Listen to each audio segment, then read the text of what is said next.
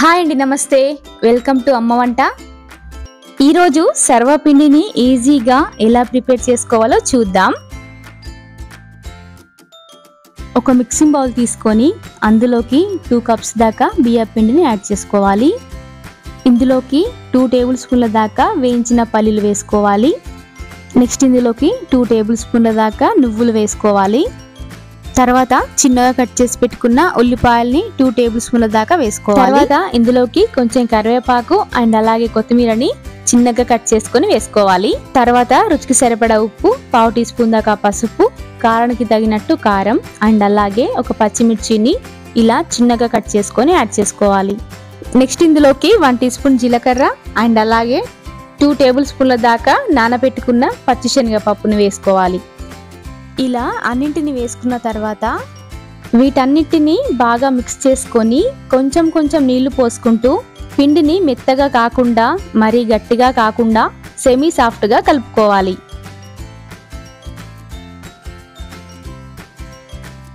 ఇలా చూపిస్తున్న విధంగా పిండిని కలుపుకోవాలి.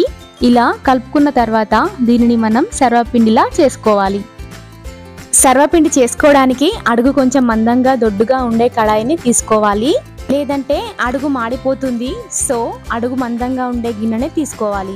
లేదంటే నాన్ స్టిక్ ప్యాన్ లో అయినా ఈ సర్వపిండిని చేసుకోవచ్చు. ఇప్పుడు సర్వపిండిని చేసుకోవడానికి కడాయికి ముందుగా 1 టీ స్పూన్ దాకా ఆయిల్ ని ఇలా చూపిస్తున్న విధంగా అప్లై చేసుకోవాలి. తర్వాత మనం కలిపి పెట్టుకున్న పిండిలో నుంచి కొంచెం తీసుకొని కడాయిలోకి ఇలా చూపిస్తున్న విధంగా చేతితో ఒత్తుకోవాలి. ఇలా కడాయిలోకి చేతితో ప్రెస్ చేస్తూ కొంచెం మందంగానే సమానంగా ఒత్తుకోవాలి.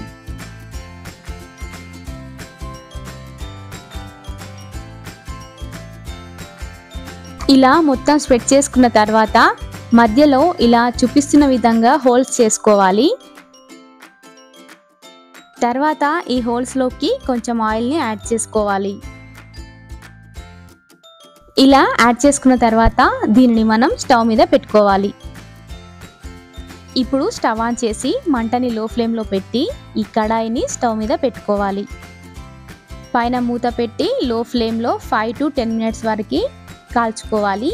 ఇది ఫ్రై అయ్యే లోపు వేరొక నాన్ స్టిక్ ప్యాన్ తీసుకొని దానికి కూడా ముందుగా ఆయిల్ అప్లై చేసి కొంచెం పిండిని తీసుకొని ప్యాన్కి ఒత్తుకొని హోల్స్ చేసి ఆయిల్ యాడ్ చేసి స్టవ్ మీద పెట్టుకొని మూత పెట్టి మంటని లో ఫ్లేమ్లో పెట్టి ఫ్రై చేసుకోవాలి.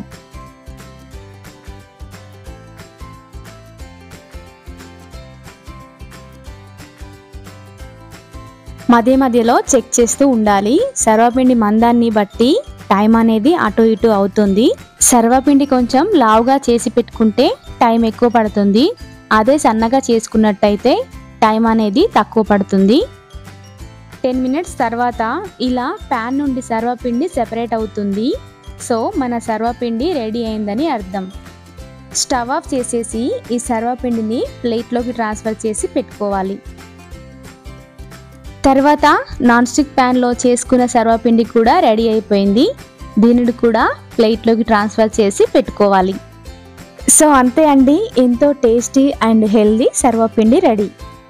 ఈ సర్వపిండిని ఇలా ఈ ప్రాసెస్లో ఈజీగా ప్రిపేర్ చేసి ఈవినింగ్ టైంలో స్నాక్గా సర్వ్ చేసుకోవచ్చు.